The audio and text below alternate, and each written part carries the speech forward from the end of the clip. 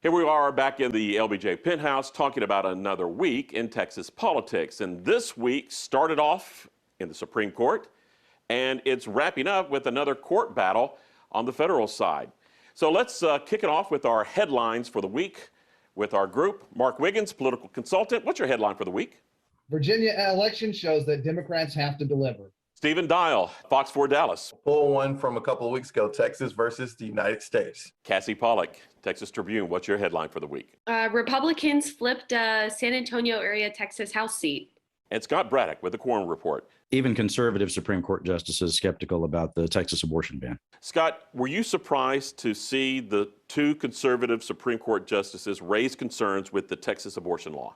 Not really, because I've heard from a lot of conservatives in Texas who have some questions about that, particularly conservative Republican women who roll their eyes at this new law and the way that it's constructed. And I think the way it's constructed is what makes it not so much about abortion and about whether you want to open the courthouse doors to everybody who wants to sue doctors over something. It was fascinating to listen to Justice Kavanaugh, who's no liberal, ask the Solicitor General of Texas, who's our lawyer on this whole thing, about whether this would endanger other constitutional rights. Just like what Scott's saying here, what Kavanaugh was getting at in his questioning was, this loophole being applied or being extended to other rights. So I think the gun rights groups that we saw kind of come out, and others who, maybe have concerns about like the applicability of the law and maybe how it could like set a precedent. It all makes sense. Stephen, as the week started winding down, a new federal challenge against Texas has started, but this one is the Texas election law. Governor Abbott says, bring it. Big fight? Governor Abbott said, bring it, and then Ken Paxton, the Attorney General, just sued the federal government in response to the Department of Labor and OSHA's policy announcement making a deadline. The fight is on, of course, like everything that Texas has done this year has been in the national spotlight. Mark, the shakeup under the Texas Dome continues. State Senator Eddie Lucio announcing he's not coming back. So Senator Lucio gave the lieutenant governor the ability to cast a lot of his priority bills as bipartisan that were really otherwise party line votes. So when you lose him and you lose an independent Republican like Kel Seliger, I think what you're going to see is the naked partisanship of the Senate. Finally, it's just going to be on full display. Cassie, you mentioned earlier the flip-flop in San Antonio, a Republican winning in a special election, a Democrat House seat. Is this more to come, or is this still too early to say how this is all shaking out?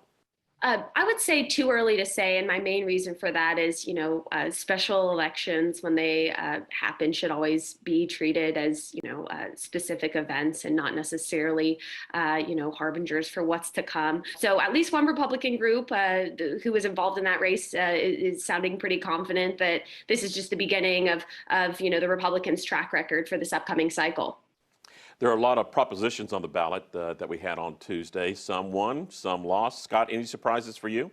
I thought it was interesting that Don Huffines was campaigning on the proposition that had to do with whether local governments could shut down places of worship during a pandemic. He was leaving robocalls for folks that sounded like just a voicemail from your friend, and then said that this is really on the ballot because Greg Abbott was shutting down churches last year during the pandemic, and that's not why Republican legislators and Democrats, by the way, put it on the ballot. Mark, are you surprised that Austin City Council member Greg Casar is running for the seat that Lloyd Doggett was in? This isn't a sure thing because this district goes all the way to San Antonio. Councilman Casar is a lightning rod even among Democrats, and some of his potential opponents include some really well-established folks like Democratic leaders like Representative Eddie Rodriguez, Trey Martinez-Fisher, who are proven fundraisers with broad networks of support. But on the other hand, Casar is able to motivate a lot of voters who fall outside the political mainstream, and that's going to be an advantage that he would take into this race. And with that, let's wrap up our week with one word. Stephen Dial, your word for the week. I might get in trouble. I brought a visual aid. Braves. Oh, We'll see you next year, man. That is painful. Cassie, your one word for the week. Well, mine was going to be baseball, but if Stephen has a prop, I don't know, special elections.